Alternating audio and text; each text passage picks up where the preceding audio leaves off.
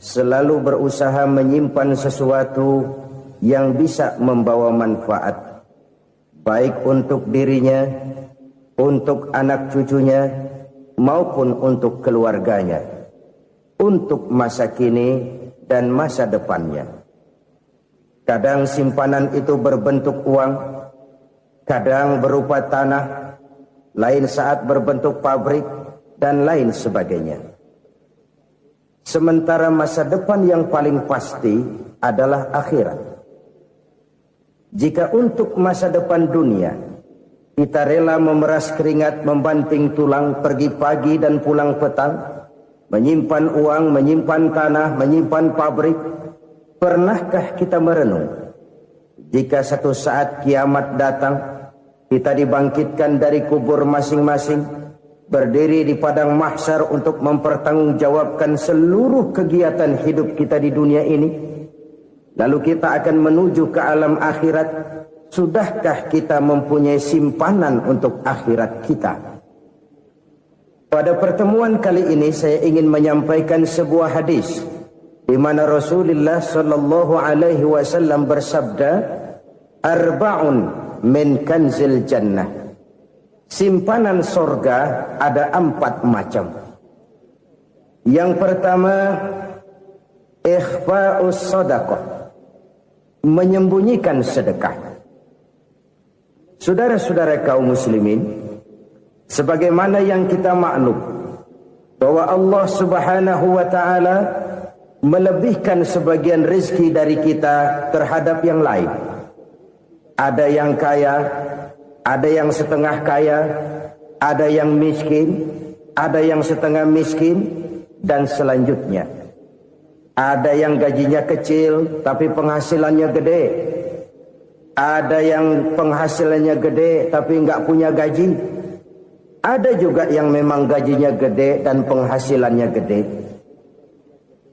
Kelebihan rezeki merupakan sunnatullah dan tidak harus membuat kita merasa lebih dari yang lain. Bahkan sebaliknya, kelebihan itu harus membuat kita ringan tangan untuk menolong mereka yang memang memerlukan pertolongan. Kalau saudara diberikan ilmu, maka pertanyaan akhirat cuma satu: ilmumu kau amalkan untuk apa? Kalau saudara diberikan umur yang panjang, pengadilan akhirat juga bertanya satu: umurmu kau habiskan di mana? Tapi kalau saudara diberikan harta, pengadilan akhirat akan bertanya dua: hartamu kau dapat dari mana? Kau belanjakan kemana? Dari mananya ditanya dan kemananya juga ditanya. Oleh karena kita akan dimintakan pertanggungan jawab, maka amanah yang bernama harta ini harus kita gunakan dengan sebaik-baiknya.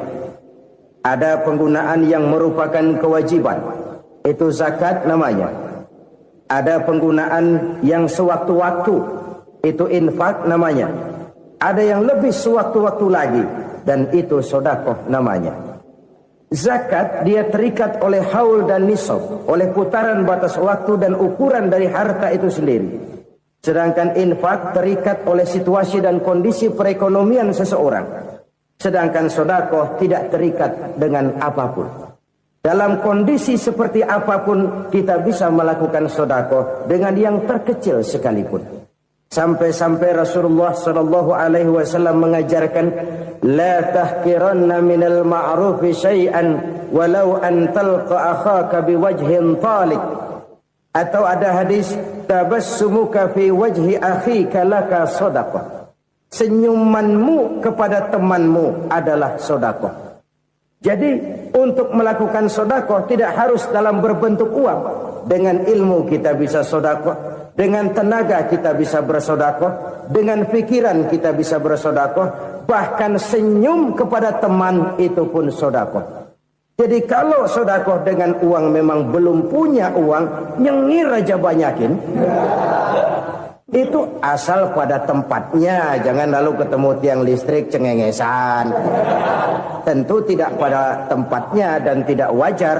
Nah, sedekah yang paling dicintai Allah adalah sedekah yang disembunyikan. Artinya, jauh dari sifat riya. Dan kadang-kadang ada orang sedekah itu disebutkan namanya. Apa tidak bagus?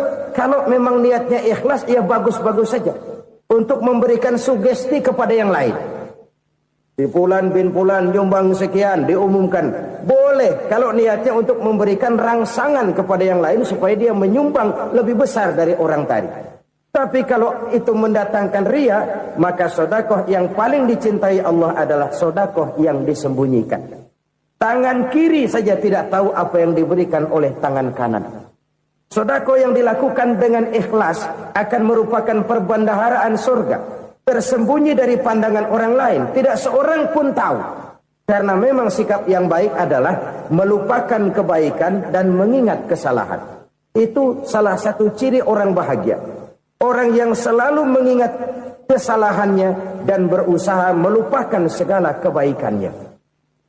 Kalau dia akan berada kebaikan, dia tidak bisa ikut, dia merasa rugi karena dia merasa belum pernah berbuat baik. Tapi kalau akan melakukan kesalahan baru, dia ingat kesalahan yang sudah-sudah, sehingga terhalang baginya untuk melakukan satu kesalahan baru. Demikianlah saudara-saudara, bahwa Allah melebihkan rizki sebagian kita dari yang lain, agar terjadi tolong-menolong dalam kehidupan ini. Jadi kesenjangan yang nature, kesenjangan yang alami, itu sunnatullah. Ada yang kaya, ada yang miskin, ada yang kelas menengah. Nah, kenapa lalu sekarang kita berusaha mengentaskan kemiskinan? Oleh karena adanya kesenjangan struktural. Kalau yang kaya bisa semakin kaya, kenapa yang miskin tidak bisa naik jadi ikut sedikit kaya? Sebab pada dasarnya Islam adalah agama yang sejak turunnya sudah berupaya memerangi kemiskinan. Bahkan dikatakan kemiskinan itu mendekatkan kepada kekufuran. Orang kalau miskin udah dekat banget sama kafir. Gampang menjadi kafir. Berapa banyak saudara-saudara kita yang oleh karena soal perut, oleh karena soal materi, terpaksa meninggalkan dan menanggalkan akidahnya. Menjual petunjuk yang diberikan Allah dengan kesenangan dunia yang cuma sebentar ini. Na'udzubillah, thumma na'udzubillah. Jadi makin kita sembunyikan satu sedekah, semakin banyak perbendaharaan kita di surga. Sedekah yang paling dicintai Allah adalah sedekah yang disembunyikan. Malahan ada seorang sufi, dia punya kebiasaan kalau pergi sholat Jumat dia bawa uang, itu uang dia taruh di bawah tikar masjid. Dia niat sedekah kepada siapa saja yang nemuin itu duit. Maksudnya apa? Supaya yang nemuin nggak tahu siapa yang punya duit. Demikian dia saking ingin menyembunyikan sedekahnya. Karena sifat riya itu bisa memakan amal kita sendiri. Riya itu termasuk menyebut-nyebut kebaikan kita. Orang yang suka nepuk dada, sedikit-sedikit ngitungnya kalau nggak gua. Tuh kalau nggak gua tuh. Tuh yang belas itu kalau nggak gua, kalau nggak gua. Iya kalau nggak lu kenapa emang? Orang yang suka menepuk jasad. Tuh biasanya memang begitu saudara-saudara. Kalau perang lagi berkecamuk, orang nggak sempat ngaku jadi pahlawan. Tapi begitu perang selesai, yang kagak kenal bedil ngaku pahlawan, mas. Itu sesuatu yang biasa. Oleh karenanya, orang-orang yang ikhlas dalam bersedekah, disembunyikannya sedekah itu, Allah cinta betul. Malahan ada hadis memberikan jaminan, inna sedaqatal mar'il muslimi tazidu fil umri wa tadfa'u mitatas su'i. Sesungguhnya sedekahnya seorang mukmin tazidu fil umri, bisa menambah umur panjang. Wa tadfa'u mitatas su'i, dan menyelamatkan manusia dari mati secara su'ul khatimah. Jadi siapa yang kepengen panjang umur, banyaklah sedekah. Yang bosan hidup, pelit terus. Sedekah menambah panjang umur dan menyelamatkan manusia dari mati secara su'ul khatimah. Pak, katanya umur itu nggak bisa ditambah, nggak bisa dikurangin. Kapan? Kalau ajal sudah datang. Wa idza jaa ajaluhum la yastakhiruna sa'atan wa la yastaqdimun.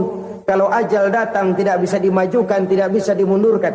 Itu kalau ajal sudah datang. Tidak bisa lagi umur ditambah dikurangi, sudah datang. Tapi kalau belum datang, itu kan haknya Allah. Mau ditambah, mau dikurangi, hak prerogatif Allah. Sebagai pencipta manusia, Allah maha kuasa dan maha mampu. Sedekah ini menambah panjang umur dan menyelamatkan manusia dari mati secara su'ul khatimah. Orang mati kan sama ya, kondisinya mati, nggak nafas.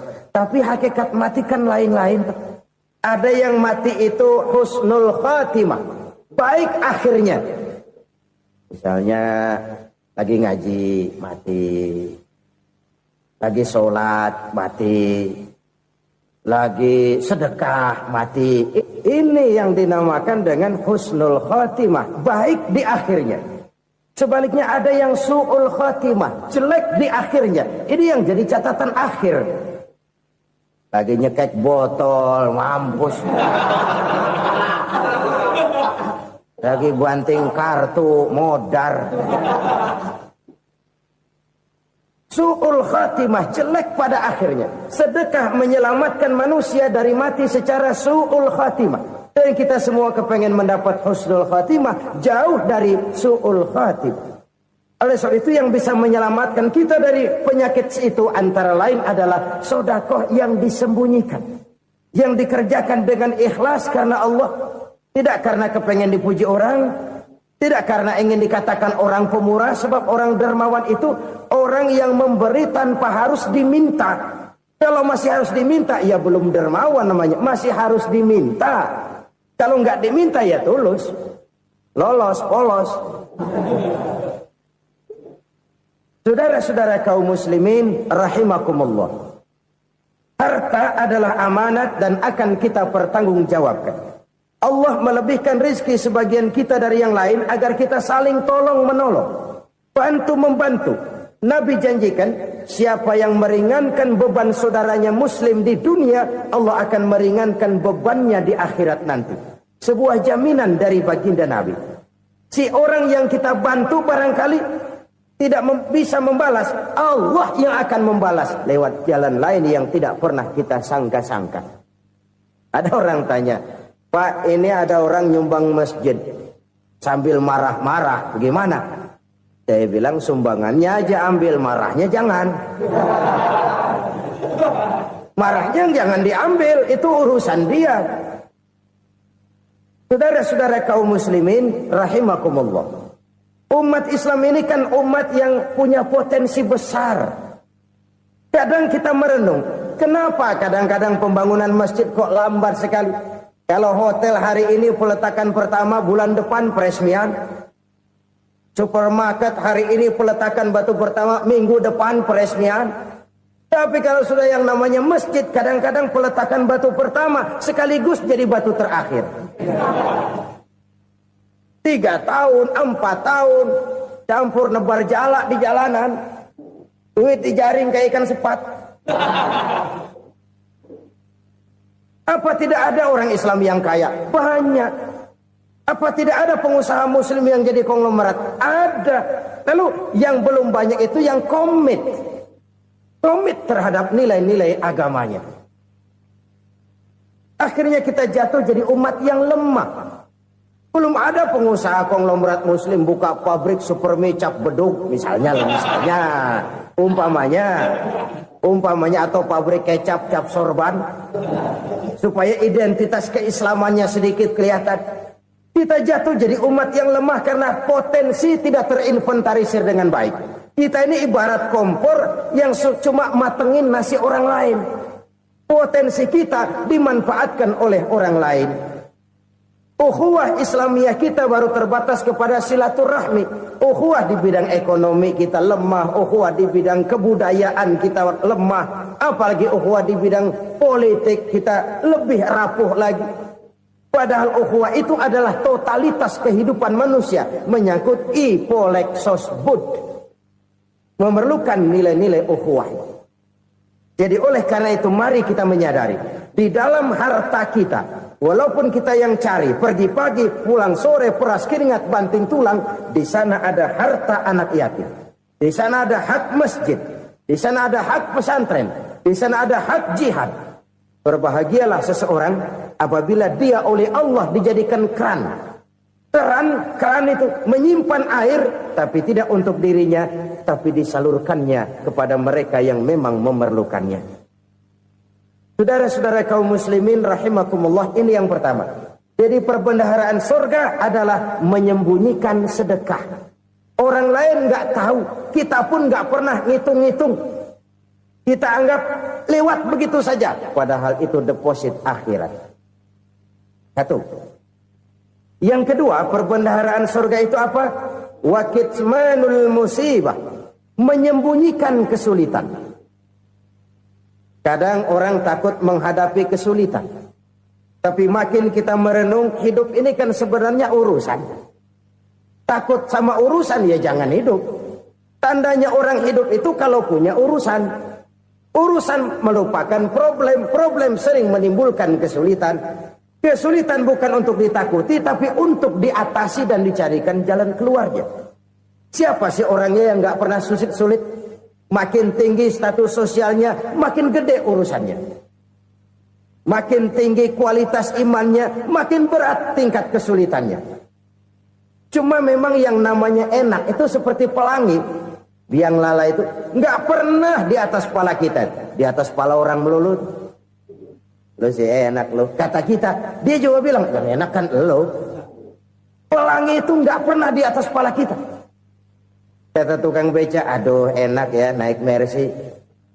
Kata tukang beca, apa yang di dalam mobil Mercy? Aduh enak bener tukang beca, di jok ngeringkuk ngorok pules bener. Saya kamar pakai AC sejuk, tempat tidur sutra empuk, alga spring bed, kulak kulik nggak bisa pules kalau belum minum Valium, belum tidur. Enak bener tukang beca, di jok ngorok nggak tahu wetan kulon. Si tukang beca bilang yang di Mercy enak, yang di Mercy bilang tukang beca enak. Inilah enak, nggak pernah di atas kepala kita, di atas kepala orang lain melulu enak itu. Nah, saudara-saudara, yang merupakan perbendaharaan surga itu orang yang bisa menyembunyikan kesulitan, baik pribadi ataupun rumah tangga. Nih terutama rumah tangga yang jadi soalnya. Kadang-kadang kita ini kalau senang, sebaliknya kalau senang kita diam, kalem aja, cuek. Banyak banget duit kita bawaan, diam aja udah. Malah ketemu orang takut. Tapi begitu susah, sekampung tahu. Padahal Nabi mengajarkan perbendaharaan surga itu menyembunyikan musibah, menyembunyikan kesulitan. Kalau enak, cerita sama orang-orang. Kalau nggak enak, rasain sendiri, tekan sendiri, atasin sendiri. Kita kan sebaliknya, senang kita diam, asal lagi susah, paling tidak kita nyari teman buat cerita kesusahan. Siapa orangnya yang nggak pernah susah? Cuma soalnya bagaimana kita mengatasi kesusahan itu sendiri. Begitu juga misalnya kalau orang sudah berumah tangga, itu orang tuanya harus menjadi tempat dia cerita yang enak-enak saja. Yang nggak enak rasain berdua, selesaikan berdua, atasin berdua. Jangan dibalik. Asal senang diam, giliran susah saja. Maknya laporan. Terbalik. Bisa menjaga security informasi. Maka nama bayam keluar diam, malah seluitan. Enak amat lo makan daging ayam. Security informasi. Saudara-saudara kaum muslimin rahimakumullah. Ujian yang terberat itu yang pernah diberikan kepada para nabi, para rasul, para aulia, para ulama. Makin tinggi keimanan, makin berat bentuk kesulitan. Ayo saya kemukakan satu contoh saja. Ada seorang nabi yang kaya, nabi kaya, namanya Nabi Ayub. Iblis kalau orang begini kan keki, ibadahnya rajin, kaya. Nih yang kayak begini susah digodain. Kalau ibadahnya rajin, miskin, kali bisa disogok. Sini imannya mantap, ibadahnya rajin, kaya, nabi lagi. Oh, tapi namanya iblis nggak kurang akal. Laporan, Tuhan, kenapa iblis? Ya ini bahasa saya, bahasa Qurannya sih nggak gitu. Itu hambamu yang namanya Ayub, dia rajin ibadah cuma karena dikasih kaya aja. Coba kasih miskin dia, berhenti dia sembahyang. Ah, kamu bisa aja. Saya tahu Ayub itu hambaku yang ikhlas. Saya buktiin Tuhan, silahkan. Dibuktiin lah, iblis turun ke alam ini. Yang mula-mula dia lakukan, dia rusak sawah ladang Nabi Ayub. Dia binasakan binatang ternak Nabi Ayub. Sehingga dalam waktu singkat, jatuhlah Nabi Ayub dari orang paling kaya jadi orang paling miskin. Beliau masih ibadah di mihrab dalam masjid. Datang iblis. Saudara Ayub, ya, lagi ngapain? Ibadah. Nyembah Allah, nyembah Allah. Oh, percuma.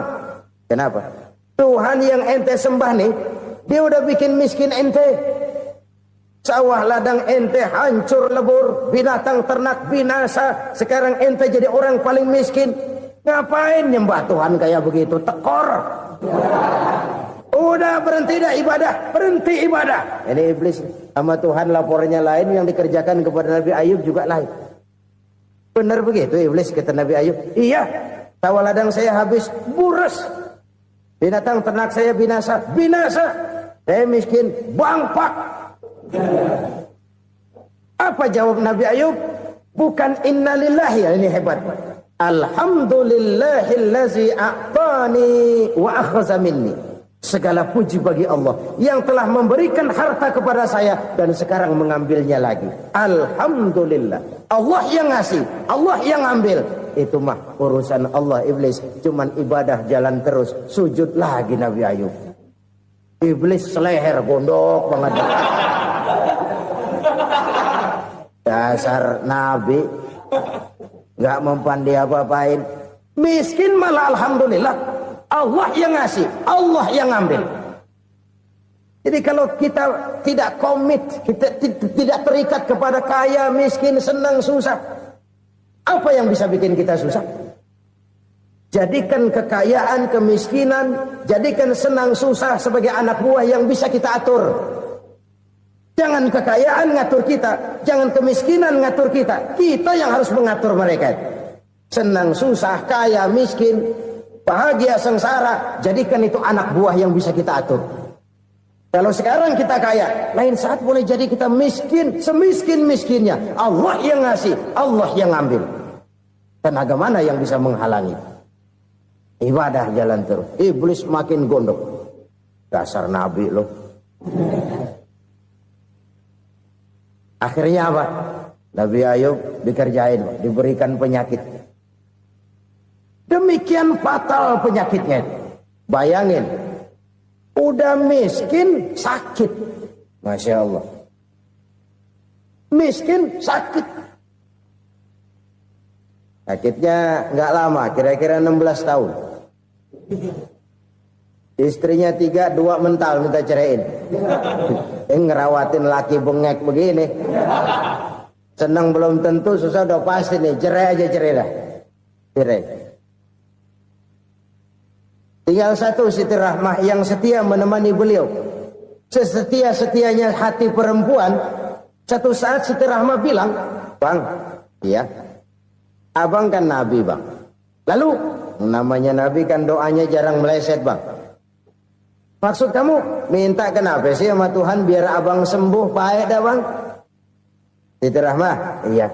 Saya sakit berapa tahun sih dah? 16 tahun bang. Sebelum ini saya sehat berapa tahun? Ya kira-kira 60 tahun bang. Nah coba ente banding-bandingin Rahmah. Saya dikasih sehat 60 tahun. Dikasih sakit 16 tahun. Sudah nggak sabar. Mau doa kepada Allah minta sembuh. Saya malu. Malu kepada Allah. Diuji dengan yang luar biasa seperti ini. Tidak mengganggu stabilitas kehambaannya. Dia tetap menghamba kepada Allah subhanahu wa ta'ala. Saudara-saudara kaum muslimin rahimakumullah. Kunci menghadapi kesulitan itu apa? Allah jelaskan dalam satu ayat, wa basyiris sabirin alladzina iza asabathum musibah qalu inna lillahi wa inna ilaihi raji'un. Gembirakan orang-orang yang sabar Siapa mereka itu? Yang apabila mendapat musibah mereka kembali kepada keyakinan dasar, segalanya dari Allah dan segalanya akan kembali kepada Allah. Ini konsepsi dasar dari sikap muslim dalam menghadapi berbagai kesulitan. Segalanya dari Allah, segalanya akan kembali kepada Allah. Kalau ini sudah kondisi dasarnya, maka kita akan lapang menghadapi kenyataan bagaimanapun pahitnya. Apakah itu namanya miskin, apakah itu namanya sakit, bahkan maut sekalipun. Maut sekalipun. Segalanya dari Allah, segalanya akan kembali kepada Allah. Ini sikap hidup, bukan sekedar ucapan. Kita kadang-kadang menjadikannya sebagai ucapan. Mulutnya sehingga berhenti, innalillahi wa inna ilaihi rajiun, tapi nangisnya terus gerung-gerungan. Bukan itu, ini kesadaran moral. Kalau segalanya dari Allah, segalanya kembali kepada Allah, kan sebenarnya cuma nunggu giliran. Hari ini saya nyembayangin dia, entah hari apa saya disembayangin orang. Hari ini saya antar dia ke kubur, entah hari apa orang nganterin saya ke kubur. Hari ini saya tahlilkan dia, entah nanti kapan orang tahlilkan saya. Segalanya dari Allah, segalanya akan kembali juga kepada Allah. Oleh sebab itu saudara-saudara, kesulitan bukan untuk ditakuti. Kesulitan justru untuk diatasi, dicarikan jalan keluarnya. Dan tidak ada orang yang tidak pernah mendapat kesulitan. Tidak ada. Semakin tinggi status sosial, semakin tinggi kualitas keimanan, semakin besar juga tingkat kesulitan. Hanya saja bagaimana cara kita mengatasinya. Dan Al-Quran menyatakan, inna ma'al usri yusra. Di balik kesulitan itu pasti ada kemudahan. Roda itu berputar. Karena itu Rasulullah sallallahu alaihi wasallam mengingatkan kepada kita, ta'arraf ilallahi firraha ya'rifka fisyiddah. Ingatlah kepada Allah di waktu kamu senang, supaya Allah ingat kepada kamu di waktu kamu susah. Kalau waktu senang kita ingat kepada Allah, kita susah, Allah tidak akan meninggalkan kita. Tapi kalau waktu senang kita jauh dari Allah, sujud tidak sempat, dengan masjid jauh, ketika senang kita lupakan Allah. Nanti begitu kita susah, Allah lupakan kita. Dan itu menyakitkan. Oleh karena itu orang-orang tua kita dulu bilang, kalau lagi sehat ingat-ingat, lu bakal sakit nanti. Kalau lagi kaya ingat-ingat, satu saat kita bakal jatuh miskin. Bahkan kalau lagi muda ingat-ingat kita bakal tua. Dan yang terpenting, kalau lagi hidup ingat-ingat kita bakal mati. Saudara-saudara kaum muslimin rahimakumullah. Jadi yang kedua yang merupakan perbendaharaan surga, menyembunyikan musibah.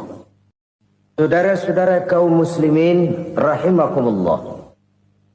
Hal ketiga yang merupakan perbendaharaan surga adalah wasilatur rahmi. Orang yang suka bersilaturahmi. Sebagaimana yang kita maklum bahwa manusia adalah makhluk yang disebut zon politika. Makhluk sosial yang tidak mungkin hidup sendiri-sendiri. Betapa dan siapapun kita memerlukan orang lain.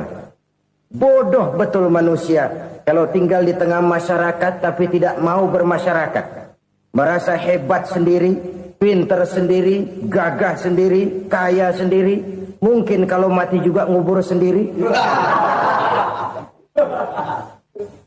Jangankan kita di sini, di sorga saja Nabi Adam waktu sendirian bengong melulu, ngondar mandir. Allah tegur dam sepi dam. Ya ini kalau bahasa saya. Iya Tuhan sepi ini, nggak ada coret-corekan pisan ini. Diciptakan Siti Hawa, baru anteng Nabi Adam. Itu di surga.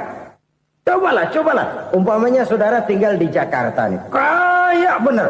Apaan aja di Jakarta punya saudara dah. Jembatan Semanggi ambil. Monas buntel bawa pulang. Hotel-hotel ambil semua. Cuman tinggal di Jakarta sendirian, apa enaknya? Betapa dan siapapun kita perlu orang lain. Tidak ada seorang pun yang bisa memenuhi kebutuhan hidupnya secara sendiri-sendiri. Nah, Islam telah menyelamatkan manusia dari ras diskriminasi. Mengikat manusia dengan persaudaraan yang berlandaskan kepada akidah. Karena itu dianjurkan bersilaturahmi. Bahkan Nabi menyatakan, man arada ayyubsata lahu fi rizqihi wa yunsa'a fi atharihi falyasil rahimah. Siapa yang kepengen diluaskan rezekinya dan dipanjangkan usianya, banyaklah ia bersilaturahmi. Siapa yang kepengen dimudahkan rezekinya, hendaknya ia banyak bersilaturahmi. Kalau banyak teman, kesulitan kan paling tidak ada tempat cerita. Udah susah, sendirian kita pikirin diri, nggak ada tempat tukar pikiran. Cepet banget sama bengek. Dilawan sendiri. Nah, secara makro kita bisa berkata, tidak mungkin ada kemenangan kalau tidak ada kekuatan. Tidak ada kekuatan kalau tidak ada kesatuan dan persatuan. Tidak mungkin ada kesatuan dan persatuan tanpa semangat silaturahmi. Kalau umat Islam mau menang, dia harus kuat. Kalau umat Islam mau kuat, dia harus bersatu. Kalau umat Islam mau bersatu, dia harus membudayakan silaturahmi ini. Bahkan sampai-sampai kata Nabi, kalau bisa cari nilai tambah. Apa? Silman qata'ak. Bersilaturahmilah kau kepada orang yang marah denganmu. Masya Allah, indahnya ajaran agama kita. Orang yang marah pun kepada kita, kata Nabi, kalau bisa bersilaturahmilah kepadanya, kepada orang yang marah itu. Di situ nilai tambah. Cuman jujur nih hadis, ngucapinnya gampang, ngamalinnya yang berat banget. Orang marah sama kita, kita disuruh silaturahmi, ada apa malu? Lu marah, ada gua marahan lagi. Tunggu pikirin. Saudara-saudara kaum muslimin rahimakumullah. Tapi ini yang diajarkan, bahkan ini yang dicontohkan oleh baginda Rasul. Bagaimana begitu mudah? Misalnya satu saat Abu Jahal ini ngatur strategi bagaimana bikin Muhammad celaka. Dia gali lubang di depan tempat tidurnya. Dia tutupin daun korma. Terus dia panggil seseorang, ke sini. Kasih tahu Muhammad, pamannya sakit keras, minta ditengokin. Berangkat orang ini ke sana. Muhammad, labbaik. Pamanmu sakit keras, dia minta ditengokin. Baik, saya akan datang menjenguk beliau. Berangkatlah Nabi ke rumah Abu Jahal tanpa prasangka apapun. Abu Jahal udah pasang setil, selimut 3 rangkap setengah dipakai. Persis kayak orang meriang. Tapi sembari ngintip dari balik selimut, begitu Muhammad buka pintu, nah, masuk perangkap nih. Muhammad jalan menuju tempat pembaringan. Makin lama makin dekat, makin lama makin dekat. Makin dekat ke lubang yang dipasang oleh Abu Jahal itu. Dalam hati Abu Jahal, terus dah jatuh, mampus dah lo ini. Mampus lo hari ini nih. Apa yang terjadi? Malaikat Jibril datang. Muhammad, pamanmu cuma pura-pura sakit. Di depan tempat tidurnya ada lubang perangkap supaya kamu jatuh ke situ. Sudah, kamu pulang. Balik kanan Nabi. Sudah hampir jatuh ke lubang, balik kanan, pulang. Bayangin kecewanya Abu Jahal. Muhammad dikit lagi, Muhammad dikit lagi. Enggak paman, saya pulang aja. Emosi bangun dari tempat tidur, enggak sadar kalau lagi pura-pura sakit. Lompat ngejar Nabi, dia lupa dengan lubang yang dia gali. Serak, nyemplung sendiri ke dalam lubang.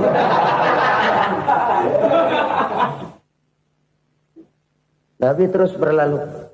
Ini terjadi keanehan. Jatuh ke lubang yang dia gali itu sebenarnya nggak terlalu dalam ya, antara 3-4 meteran lah. Tolong saya jatuh ke lubang ini. Datanglah pelayan-pelayannya itu. Angkat saya dari sini. Oh, yang ngulurin tambang. Satu gulung, belum juga nyampe itu tambang. Kurang, beli lagi ke warung. Sambung, ulur lagi, nggak juga bisa sampai. Wah, ini kerjaan Muhammad ini. Tolong, siapa salah seorang kamu ke rumah Muhammad, kasih tahu encangnya kecebur. Minta ditolongin. Sampaikan kepada Rasul. Kenapa? Pamanmu jatuh ke lubang, Muhammad minta tolong diangkatin. Tambang udah nyambung-nyambung nggak nyampe juga. Ya, nanti saya datang, saya tolong. Coba. Nyata-nyata orang berniat jahat mau mencelakakan dia. Datang dia menolong.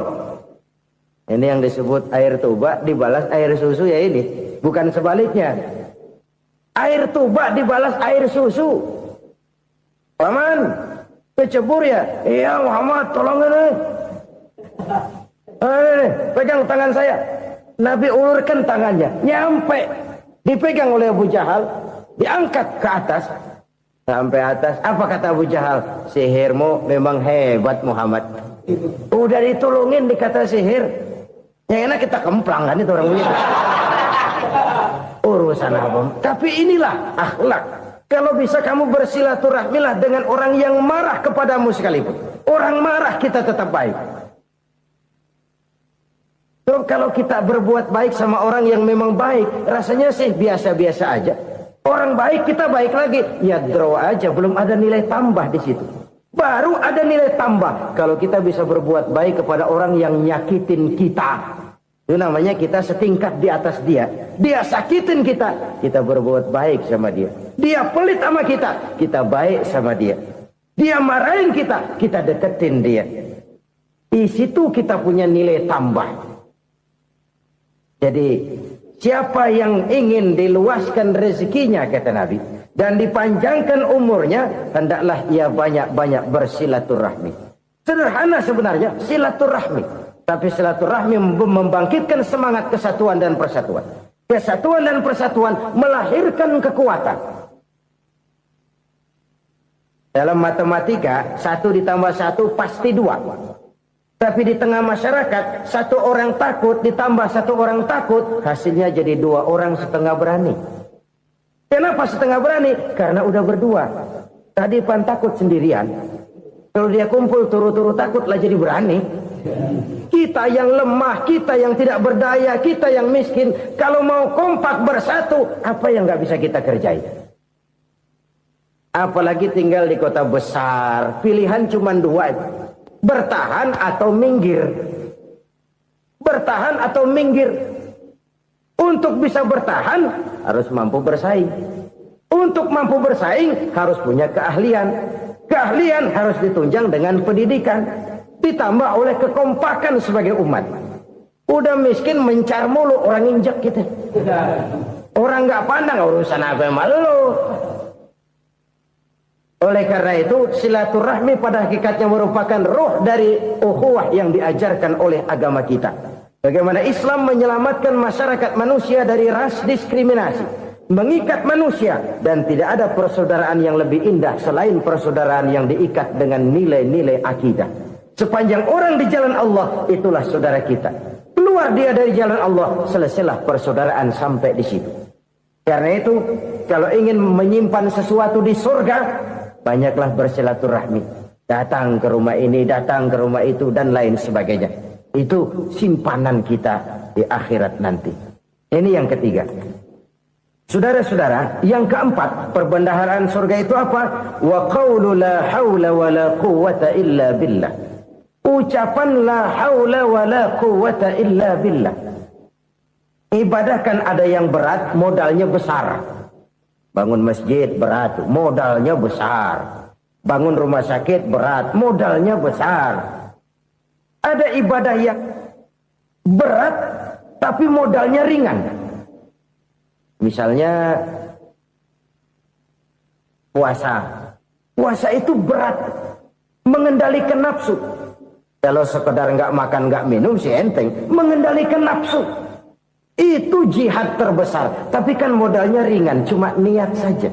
Ini ibadah berat, modalnya ringan. Ada ibadah yang ringan, modalnya juga enteng. Seperti termasuk ucapan la haula wa la quwwata illa billah.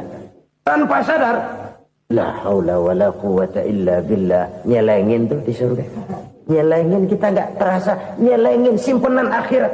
La haula wa la quwwata illa billah, nyimpan lagi. Kaget, la haula wa la quwwata illa billah, nyimpan lagi. Banyak simpanan. Walaupun sebenarnya yang dimaksud di sini adalah kesadaran batin bahwa tidak ada daya dan kekuatan kecuali Allah. Itu intinya. Kita memulai pekerjaan disunahkan baca bismillah, kan begitu. Apa itu? Kesadaran moral. Bahwa ini saya bisa kerjakan. Saya kerjakan ini dengan menyebut nama Allah. Kenapa? Kalau Allah tidak memberikan daya dan kekuatan, mana mampu saya kerjakan ini. Maka saya kerjakan ini dengan menyebut nama Allah. Bismillah. Kesadaran moral. Manusia hanya wajib berusaha, tapi nggak pernah wajib berhasil. Banyak hal-hal yang kalau kita renungkan secara rasio nggak mungkin, tapi jadi kenyataan. La haula wala quwata illa billah. Tidak ada daya dan kekuatan kecuali bagi Allah semata-mata. Kesadaran moral akan kelemahan dan keterbatasan makhluk bernama manusia. Kadang kita kagum dengan otak, tapi kita sering lupa sama yang bikin otak. Padahal bagaimanapun hebatnya otak, yang bikin otak pasti lebih hebat dari otak. Nggak percaya, silahkan otak-otakan. Inilah kecenderungan. Kita kagum dengan pesawat-pesawat mutakhir, bukan main, besi gede banget terbang itu. Alangkah hebatnya. Lalu apa yang bikin otak tidak lebih hebat dari itu semua? Kita puji laut. Apa yang bikin laut tidak lebih hebat dari laut itu? La haula wa la quwata illa billah. Tidak ada daya dan kekuatan kecuali Allah. Apa yang bisa kita lakukan? Kalau tidak karena daya dan kemampuan yang diberikan oleh Allah kepada kita. Lahirlah sikap tawadu, rendah hati. Tidak melonjak menjadi angkuh dan sombong. Sadar akan kelemahan dan keterbatasan diri. Sebagai makhluk yang diciptakan oleh Allah Subhanahu wa ta'ala. Jadi satu sisi ini ucapan yang berpahala, la haula, jadi wiridan.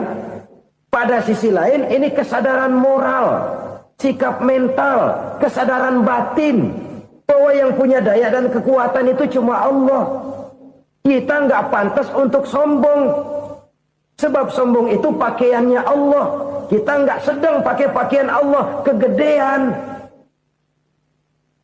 Dan makin kita renungi, makin terbentur. Apa sih yang bisa kita sombongin? Kita mau sombong apa? Kaya? Pintar? Itu kan semua relatif. Di atas langit masih ada langit lagi. Jadi oleh karenanya, marilah kita menyadari.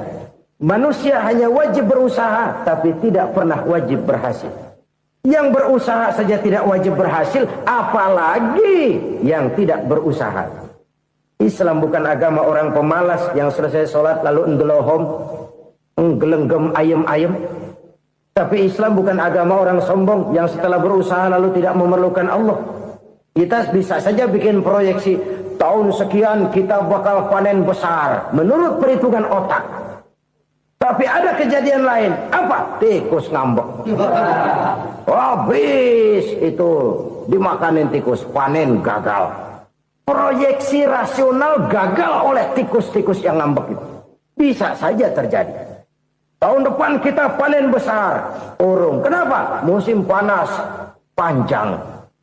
Dan sekarang ini koran-koran bikin berita musim mengalami penyelewengan. Bukan cuma manusia yang nyeleweng sekarang. Musim pakai nyeleweng. Mestinya kan musim hujan udah selesai. Masih hujan-hujan juga. Musim. Nah sekarang kita boleh bikin proyeksi. Kita bakal panen besar. Tahu-tahu musim panas panjang. Sawah retak, air kering. Cari teknokrat yang paling botak. Suruh pendekin tuh musim panas. La haula wa la quwata illa billah. Inilah kesadaran moral. Saudara, saya teringat satu saat ada seorang konglomerat. Umurnya ya kira-kira 70-an. Satu saat dia ditanya oleh wartawan, "Pak, umur Bapak berapa sih?" "Ya paling 10 tahun." 10 tahun? 10 tahun? Anak Bapak berapa orang? Satu saja? Satu. Harta Bapak berapa? Ya paling-paling bangsa 7 juta kali. 7 juta? Iya.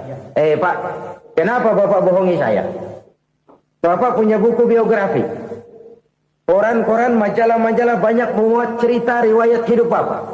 Saya tahu umur Bapak 70. Kenapa bilang cuma 7 tahun? Saya tahu anak Bapak 8. Kenapa cuma bilang 1? Saya tahu harta bapak miliaran, mungkin triliunan, pabrik di mana-mana, bank di mana-mana. Kenapa bilang uang bapak cuma 7 juta? Nah, kata si konglomerat tadi, kamu benar nak, kamu benar. Umur saya kalau jumlahnya memang 70 nak. Cuman ingat-ingat saya, baru 7 tahun terakhir ini saya sujud.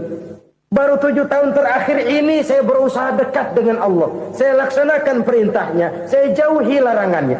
7 tahun inilah rasanya yang ada nilainya di hadapan Allah. Yang 63 tahun matong, kelabu, kelem umur gue. Habis untuk maksiat, untuk munkarat. Maka ketika ditanya tadi, umur saya 7 tahun itu. Oh begitu Pak. Oh iya. Lalu anak Pak. Anak bapak kan 8. Kenapa bilang cuma 1? Nah, kalau jumlah hitungannya memang anak saya 8. Tapi dari 8 orang ini rasanya cuma 1 nih. Yang bakal jadi buah hati, belahan jantung. Pelanjut cerita, penerus sejarah. Bakal jadi anak soleh yang akan mendoakan saya. Cuma 1 rasanya anak saya ini yang bakal jadi buah hati saya. Besar-besaran saya. Yang akan mendoakan di kubur saya. Yang akan mendoakan di akhirat saya. Yang 7 orang mana, Masya Allah, yang atu tenggeng, yang atu nyekek botol ngolo, yang atu nggak karu-karuan. Makanya saya bilang 1 anak saya yang akan bisa mendoakan saya. Oh begitu Pak. Iya. Nah harta Pak, harta bapak kan triliunan, pabrik bapak di mana-mana, uang bapak hampir di tiap bank-bank besar. Kenapa bilang cuma 7 juta? Betul kau nak. Harta saya kalau jumlahnya memang miliaran, triliunan mungkin. Tapi yang saya ingat baru 7 juta tuh yang saya belanjakan di jalan Allah. Saya nyumbang masjid, saya santuni yatim piatu, saya bantu pembangunan pesantren, saya bantu pembangunan rumah sakit Islam. Itu yang akan saya bawa pulang ke akhirat, yang 7 juta itu. Yang triliunan itu nanti akan diperebutkan oleh anak-anak saya sebagai waris saya. Jadi harta saya 7 juta itu yang bakal nemenin saya di akhirat. Yang akan saya bawa pulang jadi teman saya. Saudara-saudara kaum muslimin, jangan-jangan orang tua itu adalah kita-kita ini. Jangan-jangan kita-kita ini adalah orang tua itu. Jangan-jangan itu potret dari diri kita masing-masing. Dari sekian umur yang diberikan Allah, berapa tahun yang ada nilainya di hadapan Allah? Dari sekian anak-anak yang merupakan amanah, berapa yang akan mendoakan kita sebagai orang tuanya menjadi anak soleh? Dari sekian banyak harta yang diberikan Allah, berapa yang akan kita bawa pulang menghadapnya nanti, yang kita belanjakan di jalan Allah? Ini sebuah potret kehidupan. Karena itu kita kembali kepada la haula wa la quwwata illa billah. Kita wajib berusaha, kita wajib berikhtiar. Selebihnya, segala daya dan kekuatan hanya milik Allah saja semata-mata. Satu kesadaran batin dari setiap pribadi muslim. Setelah ia berusaha dan berikhtiar, ia menyerahkannya kepada Allah Subhanahu wa ta'ala. Jadi, satu sisi ini merupakan wiridan ucapan yang mengandung pahala. Pada sisi lain, ini merupakan sikap batin dari seorang muslim di dalam ia menghadapi realitas kehidupan ini. Saudara-saudara kaum muslimin, rahimakumullah. Kalau ini kita jadikan satu basis kehidupan, maka ini akan menyelamatkan manusia dari kemungkinan tergelincir menjadi orang yang lupa diri dan lupa darat.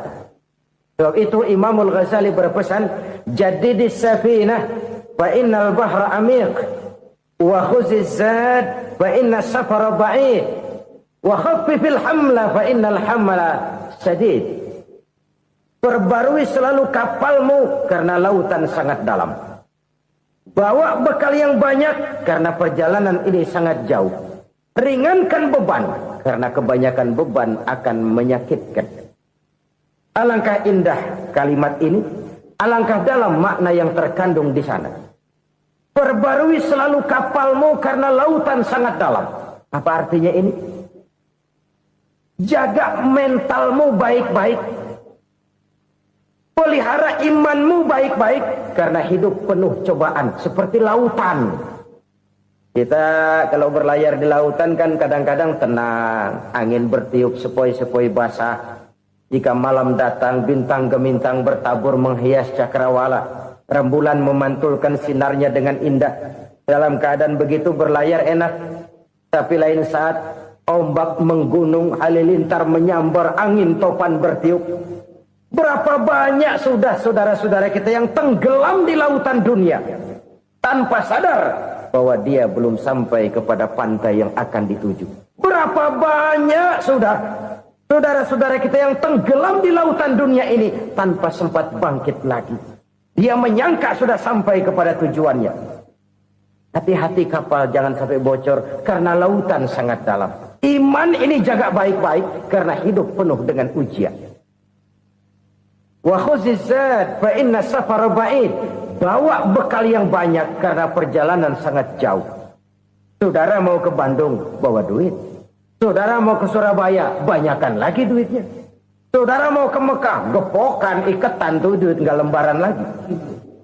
Makin jauh perjalanan, makin banyak bekal yang harus kita bawa. Kalau saudara dari Jakarta mau ke Surabaya, kagak bawa duit berangkat juga, itu sih bukan berani namanya, nekat. Sampai Surabaya belum tentu, sengsara di jalan udah pasti. Kenapa? Nggak bawa bekal berangkat. Sama juga kita nih, misalnya belum sempat sembahyang, mati. Waduh, berani banget orang. Belum punya bekal, mati. Sengsara di jalan. Atau bekal tidak cukup. Dari Jakarta saudara mau ke Surabaya, bawa duit 500 perak. Paling jauh Cikampek nyampenya itu. Paling jauh itu. Antara jauhnya perjalanan dengan bekal yang saudara bawa tidak seimbang. Hidup ini perjalanan panjang. A walking tour. Dimulai dari alam arwah. Sebelum jasad diciptakan, roh diciptakan lebih dulu. Dari situ pindah ke alam rahim. Dari alam rahim pindah ke alam dunia. Dari alam dunia pindah ke alam barzah. Baru menuju akhirat. Satu perjalanan panjang. Kalau bekal tidak bawa, sengsara di jalan. Bawa bekal yang banyak karena perjalanan ini sangat jauh. Wa khaffifil hamla, ringankan beban karena beban itu cuma akan menyulitkan. Kalau bekal itu sih keperluan, tapi beban nggak kita perluin, cuma ngeberat-ngeberatin. Apa ini beban? Dosa, kecurangan, kebatilan, kezoliman, ketidakadilan, kesewenang-wenangan. Itu akan jadi beban kita di akhirat. Alangkah celakanya, perjalanan panjang, bekal tidak bawa, beban kelewat banyak, alamat sengsara di jalan. Pahala tidak ada, dosa berlipat ganda. Na'udzubillah, summa na'udzubillah. Kalau kita rangkum nasihat Al-Ghazali dengan kisah si konglomerat tadi, kita akan mengambil kesimpulan. Pertama, bekal terbaik dalam menghadapi gejolak kehidupan ini tidak lain adalah iman. Yang kedua, pahala dan dosa. Dua hal kontroversial. Pahala adalah bekal, dosa adalah beban. Tapi kita sekarang kan tidak begitu terangsang kepada yang abstrak. Orang berlomba mencari yang konkret-konkret saja. Yang real. Kalau memang dosa, benjol dong. Kira-kira begitu. Kira-kira begitu. Persis orang Yahudi dulu. Orang Yahudi itu kan pernah minta kepada Nabi Musa. Ya Musa, lan nu'mina laka hatta narallaha jahrah. Musa, kami nggak bakal mau beriman kepada Allah kalau belum kami lihat Allah ada nongkrong di depan kami. Kalau memang Tuhan ada, taruh dong di depan kami. Mau yang konkret-konkret saja. Kalau memang dosa, benjol dong. Kalau memang pahala, berasa dong. Orang terangsang kepada yang real, yang konkret-konkret saja. Karena itu, untuk mengejar dosa, orang mau bayar. Tapi untuk mengejar pahala, walaupun tidak bayar, orang segan. Ini yang dikatakan oleh Nabi, kamu mengharapkan ke surga, tapi kamu berat melaksanakan sesuatu yang bisa membawa kamu ke surga. Kamu ingin jauh dari neraka, tapi tiap saat kamu lakukan perbuatan-perbuatan yang justru menjerumuskan kamu ke neraka. Idda'aitum an-najata minan nar wa ramaitum fiha anfusakum. Kamu ingin selamat dari neraka, tapi kamu lemparkan diri kamu ke neraka. Kamu ingin masuk surga, tapi berat sekali kamu melakukan perbuatan-perbuatan yang bisa menyampaikan kamu di surga.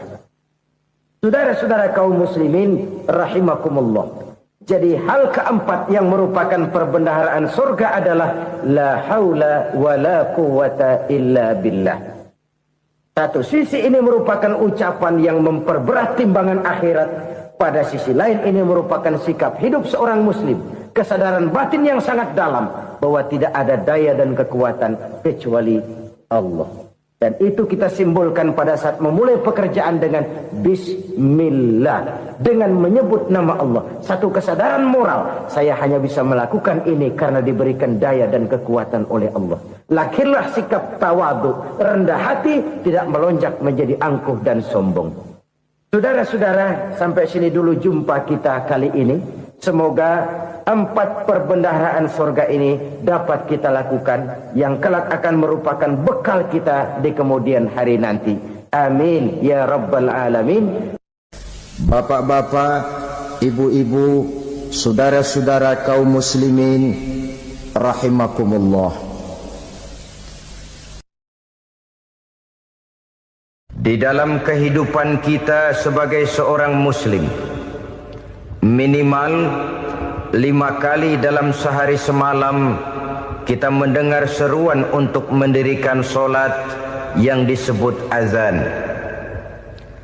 Ada kalimat menarik di dalam kalimat azan itu, yakni seruan hayya 'alal falah, marilah menuju kepada keberuntungan, marilah meraih kemenangan. Seruan ini adalah kecenderungan dari setiap manusia, apapun warna kulitnya. Artinya, setiap orang dalam hidup selalu ingin meraih dan mencari kemenangan. Kemenangan akan melahirkan kepuasan batin, dan kepuasan batin memberikan kebahagiaan. Sedangkan kekalahan melahirkan penderitaan batin, dan penderitaan batin menjerumuskan seseorang di dalam berbagai bentuk kerugian. Jikalau inilah seruan azan, maka masalahnya ialah apa yang menyebabkan kita meraih kemenangan. Al-Quranul Karim memberikan tuntunan dan ajaran kepada kita bahwa orang-orang yang memperoleh kemenangan itu tidak lain adalah orang-orang yang bertakwa. Hanyalah mereka yang bertakwa kepada Allah Subhanahu wa ta'ala pada akhirnya akan tampil sebagai pemenang. Lalu siapa orang yang bertakwa itu? Dijelaskan dalam awal-awal Al-Baqarah, orang yang bertakwa yang akan meraih kemenangan. Pertama, allazina yu'minuna bil ghaib, yaitu orang-orang yang beriman kepada yang gaib. Percaya bahwa ada alam yang gaib, alam yang abstrak, alam yang tidak bisa dijangkau oleh salah satu daripada panca indera kita. Mereka percaya dan beriman kepada adanya malaikat, beriman kepada adanya iblis dan jin, beriman kepada adanya alam kubur, beriman kepada adanya alam mahsyar, beriman kepada adanya alam akhirat, beriman kepada adanya surga dan neraka. Beriman bukan cuma sekedar beriman dalam ucapan bibir saja, tetapi beriman yang nilai iman itu mampu mewarnai gerak dan gaya hidupnya. Iman yang meresap sampai ke tulang sumsum, kemudian memberikan dampak positif di dalam kehidupan manusia. Alam, kita tahu, adalah sesuatu yang selain Allah, dan Allah bukanlah alam. Apapun namanya selain daripada Allah, itu adalah alam. Alam pada hakikatnya terbagi menjadi 2. Ada alam syahadah, alam nyata, alam konkret, alam yang bisa dijangkau oleh salah satu indera kita. Kemudian ada alam ghaib, alam yang tidak bisa dijangkau oleh panca indera kita, alam metafisika, alam abstrak, alam yang wajib kita imani keberadaannya. Kita percaya bahwa malaikat itu ada, Kita percaya kepada jin, bahwa jin itu ada. Kita percaya kepada adanya iblis dan setan. Bukan percaya kepada iblis dan setannya, percaya bahwa iblis dan setan itu ada. Itu termasuk salah satu daripada sifat orang yang bertakwa kepada Allah. Saudara-saudara kaum muslimin rahimakumullah, kecenderungan pembangunan yang lebih bersifat materialistis biasanya menggeser aspek kehidupan rohani. Orang berpikir empiri, dan dalam pola pikir yang demikian maka alam gaib tidak lagi mendapat perhatian. Aspek kehidupan yang bersifat rohaniah malah mulai ditinggalkan. Akibatnya terjadilah kepincangan di dalam kehidupan kita. Pernah ada satu pengalaman pribadi dalam perjalanan kembali ke tanah air. Dalam pesawat di sebelah kanan saya duduklah seorang Jerman namanya Heiner Simonsen. Iseng saya ajak kenalan, saya ajak ngobrol, saya tanya dia. Saya bilang, Mas Heiner ini, kalau pesawat yang kita tumpangi ini jatuh ke bawah, kira-kira apa yang bakal terjadi, Mas? Dia bilang, kita semua akan mati. Begitu? Iya. Oke. Apa itu mati? Tanya saya. Dia bilang, untuk tahu apa itu mati, kita harus tahu lebih dahulu apa itu hidup. Saya pikir nih bule bisa ngomong juga. Baiklah kata saya. Apa hidup menurut Anda itu? Oh, hidup itu dia bilang, kalau seluruh anggota badan kita bekerja secara normal, paru-paru memompa darah secara normal, jantung berdetak secara normal, sel-sel tubuh bekerja secara fit, dan organisme tubuh hanya mau bekerja secara normal, dia bilang, kalau kita memberi makan yang cukup, menu yang teratur, dan gizi yang lengkap. Saya bilang, kesimpulannya apa, Ner? Dia jawab, hidup adalah dari tangan ke mulut. Life is from the hand to the mouth, kata dia. Hidup adalah dari tangan ke mulut. Jadi masalah hidup tidak lebih daripada masalah isi perut. Orang pergi pagi, pulang sore, peras keringat, banting tulang, perut yang dibelain. Saya bilang, you are wrong. Sampean salah, Ner. Kamu orang Islam bukan? Bukan. Pantas. Kenapa saya salah? Dia bilang. Ya jelas salah. Salahnya di mana? Kamu ini manusia. Kalau hidup cuma dari tangan ke mulut, saya bilang, kambing di kampung saya juga begitu pikirannya, Ner. Itu kambing di kampung saya, asal perutnya kenyang, sudah hidup dia. Perkara besok bagaimana, lusa prospeknya macam mana, bulan depan ada apa, kambing nggak pernah mikir. Di kampung saya kambing juga pikirannya begitu. Kamu Kristen ya? Tadinya. Loh kok tadinya, lalu apa sekarang kamu ini? Dia bilang, sekarang saya netral. Saya tidak beragama, tapi saya percaya kepada Tuhan sebagai pencipta alam. Saya ingat benar dia bilang, I haven't any religious, but I believe to God as the creator of the world. Kenapa bisa netral begitu, Ner? Habis saya bingung katanya. Islam bilang Islam baik, Kristen bilang Kristen baik, Hindu Buddha bilang Hindu Buddha baik, semua agama baik. Saya netral sekalian, nggak beragama. Yang penting saya percaya kepada Tuhan. Saya bilang, Ner, kamu ini kayak orang mau beli celana, lalu bingung. Yang satu bilang Levi's bagus, yang satu bilang Blue Jean hebat, yang satu bilang Wool England hebat. Celana ini hebat, celana itu bagus, celana ini hebat. Semua celana bagus, kamu bingung. Akhirnya netral, tidak pakai celana. Itu juga salah. Saya pikir-pikir, kemudian saya melihat bahwa dua pola berpikir Heiner ini nampaknya sudah mulai menggejala di lingkungan masyarakat bangsa kita. Disadari atau tidak, secara jujur kita harus berkata, dua pola pemikiran Heiner ini mulai berkembang di tengah masyarakat bangsa kita. Pertama, pola pikir materialisme. Hidup adalah dari tangan ke mulut. Masalah hidup tidak lebih masalah isi perut. Itu yang perlu dibela, dan disitulah arti kehidupan. Pergi pagi, pulang sore, peras keringat, banting tulang untuk mempertahankan perut. Kalau sudah kemari cara orang berpikir, maka buat apa percaya kepada yang gaib? Untuk apa sholat? Untuk apa puasa? Untuk apa zakat? Untuk apa menghadiri majelis taklim? Tanpa kepercayaan kepada yang gaib, hidup berjalan menurut alur empiris dan materialis. Kalau sudah ke sana cara orang berpikir, biasanya orang lalu cenderung menghalalkan segala cara. Hanyalah orang yang percaya bahwa akhirat ada. Hanyalah orang yang percaya bahwa alam kubur itu ada.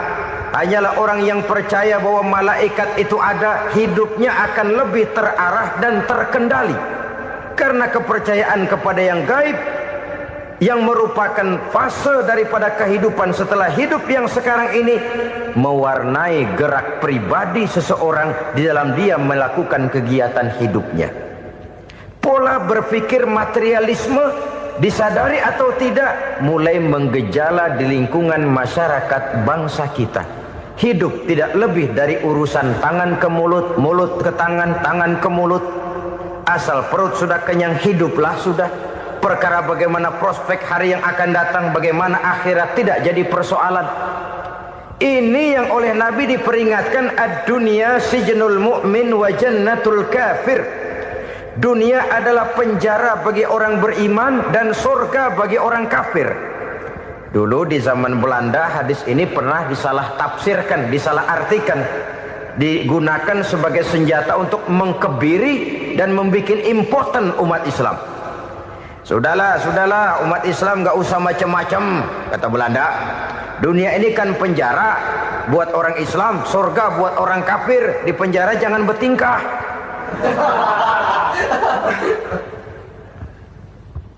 Pengertiannya tidak begitu. Dunia adalah penjara bagi orang mukmin. Artinya dalam kehidupan dunia seorang mukmin tidak bebas memperturutkan hawa nafsunya. Di penjara hawa nafsunya itu. Sebaliknya surga bagi orang-orang kafir. Buat orang kafir, surgalah dunia ini. Mereka bebas memperturutkan hawa nafsunya. Dilarang tidak terlarang, dicegah pun tidak tercegah. Mereka hidup menurut alur bisikan nafsu mereka sendiri.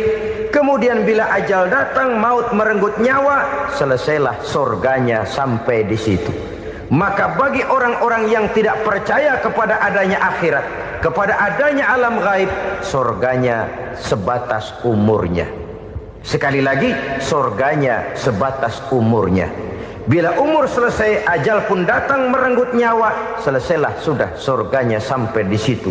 Alangkah pendeknya perjalanan orang-orang yang tidak percaya kepada alam gaib ini. Bagi kita mukmin, jikalau kita mampu memenjarakan hawa nafsu, kita bisa bahagia di dunia ini. Dan Islam memang tidak menyuruh kita sengsara di dunia. Raih dunia, kejar dunia, gapai dunia sebagai alat untuk mencapai kebahagiaan di akhirat nanti. Hidup adalah satu perjalanan panjang yang terbentang sejak kita terlahir dari alam rahim sampai kepada alam akhirat nanti. Andai kata kita gagal meraih kebahagiaan di dunia, toh kita masih punya akhirat.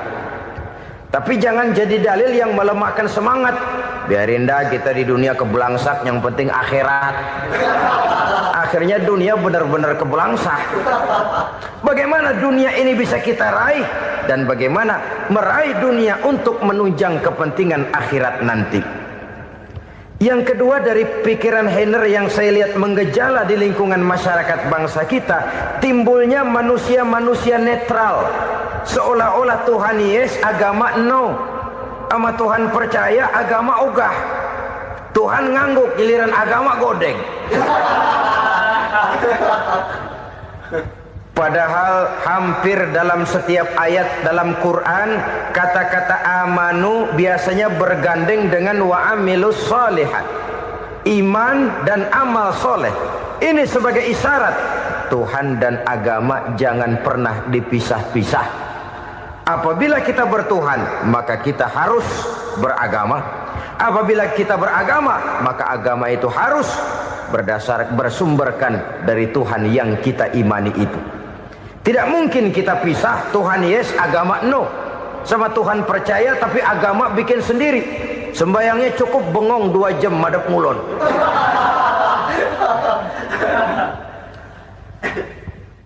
Saudara-saudara kaum muslimin rahimakumullah. Jadi dengan demikian, agama yang kita akui merupakan unsur mutlak di dalam pembangunan sekarang ini, merupakan bagian dari kehidupan yang menuntun kita bahwa di balik alam nyata ini, di balik alam syahadah ini ada alam gaib. Dan mudabbir, murabbi, yang mengatur, yang menguasai, yang memelihara baik dia alam nyata, baik dia alam gaib, tidak lain adalah Allah Subhanahu wa ta'ala. Di sana ada satu super power, satu maha kekuatan yang kita perlu bersandar kepadanya. Sebagai makhluk nyata yang hidup di alam nyata, berbuatlah secara nyata sebagaimana harusnya kita berbuat. Karena Islam jelas bukan agamanya orang pemalas. Islam jelas bukan agamanya orang yang mengajarkan setelah selesai sholat boleh duduk, nggelenggem ayam-ayam, ndelohom, menghitung bintang di langit sambil menunggu keajaiban. Tidak.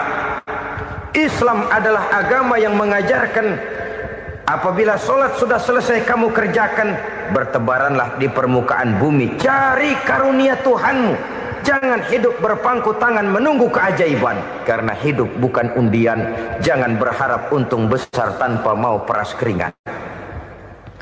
Tapi di sebalik itu toh kita juga harus yakin bahwa di sisi usaha nyata yang kita lakukan ada satu super power, satu maha kekuatan gaib yang menentukan berhasil dan tidaknya usaha kita. Kepercayaan kepada hal semacam inilah yang mendorong kita untuk mempunyai sandaran vertikal, agar jikalau usaha ini berhasil, kita tidak lupa diri dan lupa daratan. Jikalau usaha ini gagal, kita tidak putus asa dan buruk sangka, tidak cupik pandangan dan sempit hati, tapi mampu melihat persoalan dengan kacamata putih sambil husnuzon kepada Allah Subhanahu wa ta'ala. Kita percaya malaikat itu ada.